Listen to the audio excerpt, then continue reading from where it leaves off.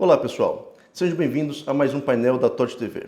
Hoje trataremos de um tema de extrema responsabilidade do Estado perante o sistema de terceirização de serviços. E para tratar desse tema tão robusto, nada menos importante do que alguns partícipes com grande vulto em matéria nacional. Primeiro deles, apresentaremos hoje o ministro do TST, Douglas Alencar Rodrigues, que é jurista, além de juízo de carreira, já foi juiz, já foi desembargador e hoje como ministro. Trata também de um grande palestrante em âmbito nacional de matérias voltadas ao direito do trabalho, professor acadêmico e de pós-graduação.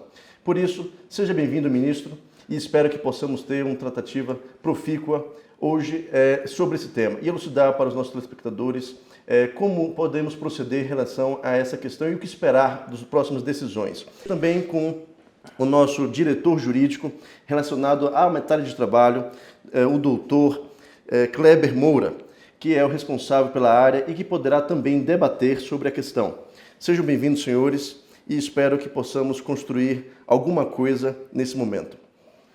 Primeiro, passaremos a palavra ao ministro Douglas, para que ele possa tecer algumas considerações sobre a temática de âmbito geral. Então, ministro, qual é o seu entendimento sobre a matéria? Bem, eu queria inicialmente agradecer a oportunidade, o convite para compartilhar reflexões sobre um tema delicado, um tema sensível, que é esse da responsabilização subsidiária do Estado nos contratos de prestação de serviços. É um prazer rever o professor Todd, Dr. Kleber também, advogado militante, professor Todd, com quem já tive o privilégio de partilhar a carreira acadêmica aqui em Brasília. E em relação especificamente ao tema da responsabilização subsidiária do Estado, nós temos vários âmbitos ou perspectivas de análise a partir do próprio texto constitucional, que o Tribunal Superior do Trabalho editou há alguns anos a súmula 331 e pretendeu fazê-lo suprindo uma situação de anomia, de ausência de regulação legal, especificamente voltada ao tema da responsabilização do Estado nos contratos de prestação de serviços terceirizados. Nós sabemos que a Constituição consagra no artigo 37 a possibilidade da imputação da responsabilidade objetiva ao Estado por atos praticados por seus agentes em razão do exercício dos cargos, mas esse dispositivo não se aplica porque trata de uma responsabilidade extracontratual a esses vínculos contratuais que são firmados pelo Estado, pelos órgãos da administração pública e voltados à prestação de serviços terceirizados. Nesse âmbito, nós caminhamos para o Código Civil e o TST, então, procurou disciplinar essa realidade da terceirização, consagrando também para a esfera pública o mesmo critério de responsabilização já previsto para a iniciativa privada, qual seja o critério da responsabilização subsidiária. E o fez a partir da constatação de que o artigo 58 da Lei de Licitações estabelece uma série de deveres aos entes públicos que contratam, por meio de licitação, empresas de prestação de serviços terceirizados. Entre esses deveres está a própria fiscalização, o acompanhamento da execução desses contratos de prestação de serviços, contratos que levam à celebração de milhares e milhares de contratos de trabalho e que, infelizmente, a experiência tem demonstrado, acabam desaguando em reclamações trabalhistas em todo o país, nas quais as empresas de prestação de serviços não conseguem honrar os compromissos trabalhistas. O TST, então, buscou, com a súmula 331, interpretando a ordem jurídica, particularmente o artigo 71 da Lei de Licitações, definir essa responsabilidade quando, nos autos das ações trabalhistas, resulte demonstrada a omissão ou a falha do ente público no acompanhamento desses contratos de prestação de serviços. Nós sabemos que o Supremo Tribunal Federal julgou a ação declaratória de constitucionalidade número 16 e assentou a tese da constitucionalidade desse artigo 71 da Lei de Licitações.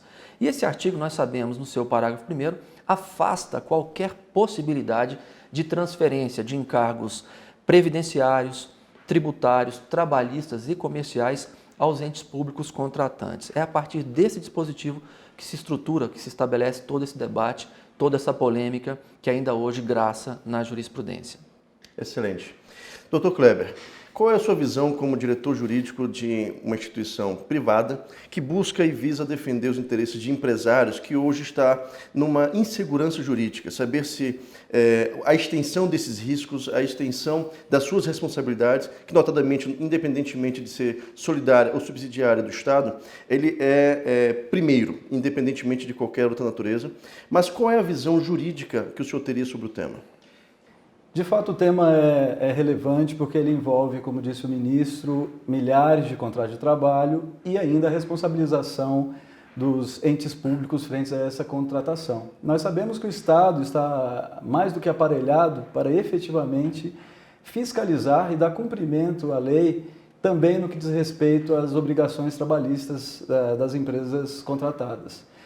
Nesse aspecto, é importante considerar que, além da previsão de licitação, que já possibilita um aparelhamento dessa fiscalização, de modo que se eleja de forma eficaz a empresa que consiga cumprir com suas obrigações trabalhistas, também, ao longo da contratação, o Estado está aparelhado para fazer cumprir a legislação trabalhista. Além da fiscalização em campo, é possível a fiscalização documental, é possível a fiscalização de recolhimentos, e ainda há sinalização de possibilidade, inclusive, de retenção de pagamentos visando dar garantia aos direitos trabalhistas dos empregados envolvidos. STJ, TCU já se manifestaram, o TCU já se manifestou, inclusive, no sentido da legalidade dessa retenção, e não só legalidade, instruindo para que os órgãos públicos observem, no decorrer da contratação, essa questão de pagamentos, principalmente, feitos em decorrência do contrato de trabalho e do contrato de prestação de serviços.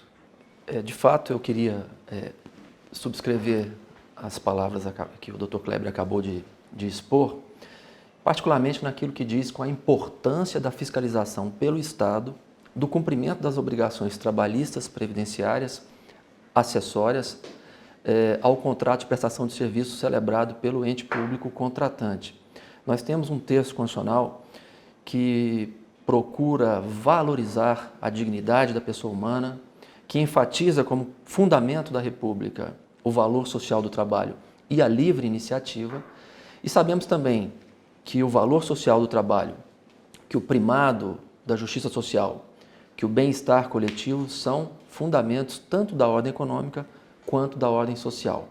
Há, portanto, um arcabouço principiológico, isso para não falar da eficácia horizontal dos direitos humanos, para não falar da eficácia imediata dos direitos e garantias que integram aquele rol, o catálogo de direitos humanos.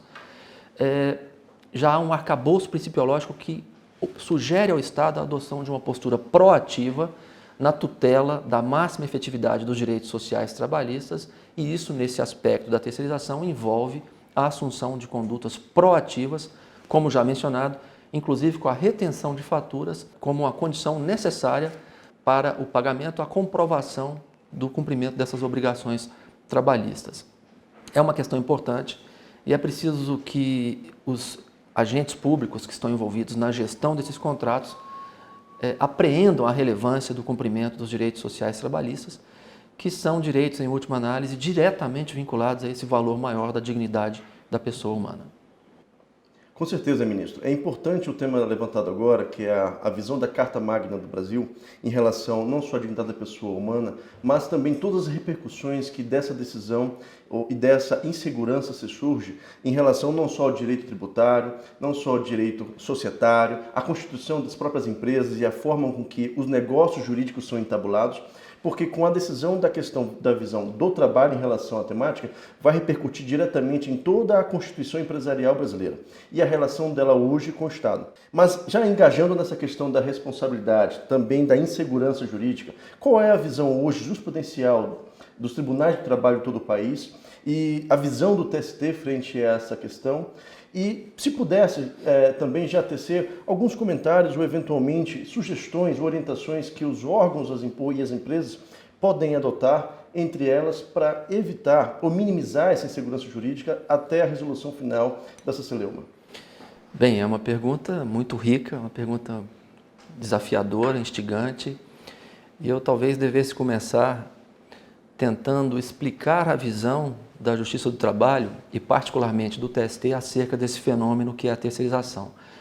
Que nós sabemos é um fenômeno que está colocado, que existe, por mais que haja dificuldades de ordem jurídica, de ordem social envolvidas, é um fenômeno que está aí, é uma realidade posta e a jurisprudência não poderia ficar silente, não considerá-la, não tentar confinar esse fenômeno a alguns parâmetros civilizatórios mínimos. E na Justiça do Trabalho, as ações propostas veiculando o tema da terceirização são ações com algum conteúdo, diria, dramático. As características que permeiam essas relações de terceirização, se confrontadas com as características observadas nos regimes de contratação direta, demonstram claramente que há um downgrade, um retrocesso civilizatório. Por que isso? Primeiro, porque a rotatividade da mão de obra ela se verifica uma intensidade muito maior. Os padrões remuneratórios são inferiores. Os índices de acidentes do trabalho também são superiores. Os grupos populacionais contratados pela via da terceirização geralmente envolvem pessoas que compõem chamados grupos vulneráveis. São jovens ainda ingressando no mercado de trabalho, mulheres, negros, pessoas com baixa formação educacional, então acabam sofrendo os efeitos desse sistema de organização da produção. É interessante observar ainda que a jurisprudência do Tribunal Superior do Trabalho, que vem sendo alvo de algumas críticas pontuais, inclusive por parte de ministros do Supremo Tribunal Federal, busca de forma fundamentada, consequente, responder a esse fenômeno, olhando o fenômeno da terceirização, olhando para o texto constitucional, olhando para a realidade social. Nós não podemos simplesmente considerar que a terceirização surgiu na década de 60, por força do Decreto-Lei 200, voltada à terceirização fundamentalmente para a administração pública, experimentou alguma expansão para algumas áreas como vigilância armada em bancos e depois ampliada para a segurança patrimonial e pessoal de qualquer natureza. E ainda temos uma lei de 74, que é a Lei 6.019, que é a Lei do Trabalho Temporário. Então a evolução histórica desse fenômeno, a leitura do texto constitucional sugerem que a terceirização deveria ser uma exceção ao regime de contratação direta. Mas nós sabemos também que esse é um processo histórico de disputa de interesses, de classes. A luta capital e trabalho ela se trava ainda hoje dentro e fora dos tribunais, no âmbito das próprias relações de trabalho, no âmbito das relações coletivas de trabalho. E o TST, confesso, experimenta uma situação de insegurança jurídica. E eu digo isso com toda a reverência que o Supremo Tribunal Federal merece. E essa insegurança advém da própria votação que foi efetivada no julgamento da ADC, da Ação Declaratória de Constitucionalidade número 16. Se nós lermos os motivos, os fundamentos de cada um dos ministros que participaram daquele julgamento histórico, observaremos que ali se formaram 3 correntes, fundamentalmente decisórias. Uma primeira, que era do ministro César Peluso, que foi o relator, segundo a qual o artigo 71 da Lei de Licitações, no que afasta a possibilidade de transferência de responsabilidade por créditos trabalhistas ao ente público tomador, seria constitucional. Mas isso não impediria que a Justiça do Trabalho, investigando os fatos e as circunstâncias da causa, examinando se o poder público, se o ente público procedeu de acordo com a Lei de Licitações, particularmente o artigo 58, agiu com culpa, com negligência ou não, diferentemente, se adotou todas as medidas que lhe poderiam ser adotadas para evitar a lesão aos direitos trabalhistas daqueles que foram contratados em razão do vínculo jurídico instituído pelo poder público com a empresa de prestação de serviços terceirizados. Essa foi a primeira corrente. A segunda corrente, capitaneada pela ministra Carmen Lúcia e pelo ministro Marco Aurélio Mello, envolveu a absoluta impossibilidade de transferência de qualquer responsabilidade para além do contexto fático probatório dos autos, para além da postura fiscalizatória assumida pelo ente público tomador. E, finalmente, uma corrente minoritária, solitária, do ministro Carlos Brito, que afirmava a inconstitucionalidade do parágrafo 1º do artigo 71 da Lei de Licitações. Por que digo e insisto nisso, que há uma insegurança jurídica? Porque os fundamentos desses votos antagônicos não foram postos à votação. O Supremo, na parte dispositiva desse julgamento, simplesmente assentou a constitucionalidade do artigo 71. Mas as razões que levaram a essa afirmação são múltiplas, são inclusive antagônicas. Uma corrente, como disse, e pedindo escusas por ser redundante, uma corrente que disse nenhuma responsabilidade é possível, uma segunda corrente que disse a responsabilidade é possível a depender dos fatos e circunstâncias da causa. Inúmeras reclamações hoje têm sido apresentadas contra julgamentos proferidos pelo TST. O TST alterou a sua súmula 331 e disse que a imputação da responsabilidade subsidiária ao tomador de serviços públicos não decorre pura e simplesmente do inadimplemento dos deveres das obrigações trabalhistas. É preciso aferir concretamente, objetivamente, em que medida o tomador público descumpriu o dever do artigo 58 da Lei de Licitações. E é interessante observar ainda, a ministra Carmen enfatiza isso, a própria Lei de Licitações confere ao ente público uma série de prerrogativas, inclusive antecedentes ao próprio processo de licitação, que envolvem a pesquisa de condições para habilitação técnica, jurídica, financeira, daqueles que se propõem, num processo licitatório, a contratar com o poder público. Chamo a atenção para esse tema da insegurança jurídica, porque são reclamações ora deferidas, ora não deferidas. As mesmas fundamentações adotadas nos julgamentos do TST, ora são reputadas válidas, justas, conformes àquilo que se decidiu na DC 16, ora são consideradas dissonantes, transgressoras até daquela decisão vinculante do Supremo Tribunal Federal. Qual o critério? Como resolver esse impasse nós que estamos julgando e olhamos para o Supremo e percebemos que há uma contradição interna? O que parece ser o critério razoável é enfrentar e examinar a última decisão plenária do Supremo. E há uma decisão plenária de 2014, relator o ministro Celso de Mello, num agravo em reclamação 16.094, originário do Espírito Santo, em que se assentou a tese originária, aquela tese proposta pelo ministro Peluso, segundo a qual seria sim possível impor a responsabilidade subsidiária ao tomador público quando, à luz dos fatos e provas produzidos, ficasse demonstrada a sua negligência no dever legal de acompanhar a execução dos contratos, inclusive retendo, se o caso, faturas que apenas seriam liberadas mediante a comprovação do cumprimento de todas as obrigações devidas, acessórias, resultantes daquele negócio jurídico.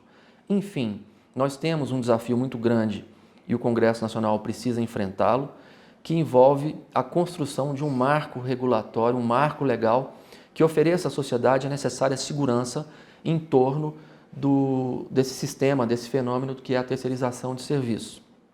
É uma realidade inafastável e a jurisprudência abraçou o critério da atividade meio, da atividade fim.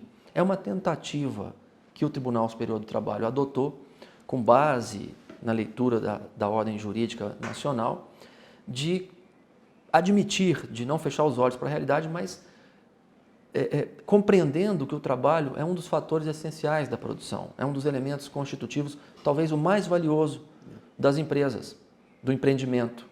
O trabalho humano não pode ser reificado, coisificado. Não é uma mercadoria. E é por isso que a Justiça do Trabalho se recusa a assimilar a possibilidade de uma terceirização ampla que faria, ao fim e ao cabo, possível admitir-se empresas fantasmas, empresas sem corpo, empresas, enfim, que não cumprem a sua função social, que é um outro mandamento constitucional. O direito de propriedade tem um compromisso claro, constitucional, com a propriedade, com a função social, perdão. É um direito fundamental, sim, mas no exercício dessa sua função social, se insere, isso está no texto constitucional, o próprio cumprimento, a observância da legislação ambiental e etc., mas particularmente da legislação trabalhista. Então, ministro, inclusive com relação a essa disposição do julgado da DC 16, é possível verificar essas três linhas de entendimento, mas aquela em que, e pedindo escusas àqueles que a defendem, no sentido de que o Estado seria irresponsável pela contratação, pura e simplesmente por ter elaborado e por ter participado do procedimento licitatório, essa me parece que não é uma linha que possa ser adotada no nosso sistema, porque, como bem disse o ministro, nosso sistema, além de garantir a livre iniciativa, ele também protege, e isso principiologicamente, a dignidade da pessoa humana, a dignidade do trabalhador. Portanto, e na prática, e aí é o que interessa para o trabalhador e para as empresas e para o Estado que contrata, na prática nós vemos que existem empresas que simplesmente no decorrer do contrato perdem a motivação para a contratação e ficam apenas com a disposição de receber os valores. É por isso que eu insisto na questão da necessidade de rigorosa fiscalização, porque o Estado está aparelhado e não só aparelhado. As leis que compõem o sistema, notadamente a 8666, conforme disse o ministro, ela estabelece rigorosos parâmetros de controle e fiscalização. Por isso, essa linha de irresponsabilidade do Estado não me parece a mais adequada. Dentro do sistema protetivo do direito do trabalho, o Estado deve sim vir a participar e mais ainda, quando estamos tratando de uma relação com o Estado, aí sim é que se faz necessário o cumprimento da legislação, né? A vinculação, o princípio da legalidade, ele é inafastável para a administração. Então, há que se ter em mente a necessidade de um cumprimento rigoroso das obrigações, sob pena, sim, do Estado vir a ter que responder subsidiariamente sobre essa matéria. O que não pode é o empregado, como bem disse o ministro, em situação de hipossuficiência, vir a ser chamado a participar de um prejuízo e sem nenhuma condição de assumir esse compromisso, esse risco e esse prejuízo. Portanto, me parece que a linha que determina que o Estado deva responder subsidiariamente é a mais adequada para acomatar o sistema de forma mais correta.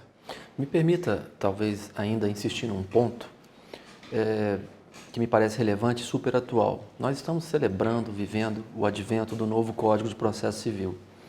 E esse novo código, como todos sabemos, introduziu o direito jurisprudencial. Os precedentes agora têm força normativa, força vinculante. Os juízes devem a eles se curvar de forma compulsória, obrigatória, sob pena, inclusive, de nulidade dos julgados por eles proferidos. Mas eu insisto nessa questão da segurança jurídica porque a jurisprudência não é dos tribunais. A Constituição não é do Supremo, ele é o guardião último do texto constitucional, assim está posto no artigo 102. Mas ele não é o dono da Constituição. A Constituição é de toda a sociedade, se vivemos numa comunidade verdadeiramente aberta, democrática, plural dos intérpretes da Constituição. Mas a jurisprudência pertencendo a toda a sociedade, agora o novo sistema do direito jurisprudencial exige de todos nós um cuidado muito grande com a fundamentação das decisões. E é por isso que eu insisto que essa situação de insegurança jurídica acerca da possibilidade da imputação aos entes públicos da responsabilidade subsidiária decorre da motivação que o Supremo Tribunal Federal não pacificou no julgamento da DC 16. Não há por parte do Tribunal Superior do Trabalho, dos TRTs, dos juízes do trabalho no Brasil, nenhum voluntarismo, decisionismo irresponsável, inconsequente. Longe disso, o que pretendemos é participar deste processo de construção do sentido do próprio texto constitucional. É preciso remarcar isso para que não pareça que há uma recalcitrância, uma recusa, uma rebeldia, quem sabe até juvenil, por parte desses julgadores da esfera trabalhista. Realmente esse é um debate riquíssimo que infelizmente o nosso tempo não corrobora. Mas, ministro, quero agradecer veementemente a sua presença. Foi uma aula, espero que os seus alunos, espero que todos os juristas do Brasil, não só os iniciantes, mas também aqueles que decanos, aqueles que já têm uma grande labuta e militância diária, porque realmente, como o senhor iniciou, eu tive o grande prazer e a honra de poder dividir a cátedra com você, com excelência, e sempre fui um grande admirador. A oportunidade que está nos dando aqui é maravilhosa. Espero e já deixo externado o meu convite para uma próxima volta em outros temas também com grande repercussão. E principalmente, e acima de tudo, ouvindo-se toda a sociedade, que se constrói a democracia rica e efetivamente prática. Porque muito se fala em democracia, mas eu verifico no dia a dia, nas mídias sociais, nas redes sociais, nas mídias abertas, inclusive televisivas e escritas, impressas, que há uma grande dificuldade das pessoas compreenderem que a democracia é isso. É saber ouvir mais e, acima de tudo, colocar em prática a tolerância. A tolerância de uma visão didática, agora, acima de tudo, prática. Porque também não adianta ficarmos na demagogia de um texto bonito, ostentoso, mas que na prática não se coaduna com a realidade e deixa a mercê aqueles que devem ser efetivamente protegidos, que são a classe hipossuficiente de trabalhadores, que deve ser preservada, porque não existe empresa sem trabalhador. Até as novas empresas de tecnologia, elas precisam daqueles que colaboraram para constituir a tecnologia, para manter essa tecnologia, até aquelas que já são totalmente dependentes do serviço da mão de obra, que são as terceirizadas e terceirizadores de serviço. Mas fica aqui externada a minha gratidão por esse momento e externado o meu convite e, acima de tudo, toda vez que a gente puder usar como referência o TST, a gente usa muitas vezes em nossos julgados, nossas decisões, nossas petições frente aos julgados, a gente tenta sempre preservar, embora o STF, com todo respeito e cautela, seja o guardião da Constituição, é a Justiça do Trabalho que está próximo ao trabalhador. Então é ela quem sabe efetivamente as demandas das empresas, as necessidades dos trabalhadores e que tenta no dia a dia conjugar esses interesses, esses deveres e esses direitos. E por isso agradeço veementemente a sua presença. Quero agradecer também ao nosso diretor jurídico da TOD Advogados, Dr. Kleber, voltar na área trabalhista, pelas suas considerações, mas também entender que nem só das conquistas vivemos. E essas derrotas, quando se constrói direito, eu digo derrotas no sentido de havendo uma dificuldade e uma insegurança jurídica, que se surge a necessidade de se pacificar a temática. E com base nisso, agradeço a sua presença também e as suas considerações. Muito obrigado. E a TOD TV aqui encerra, agradecendo a sua audiência e esperando os seus comentários. Sejam bem-vindos sempre.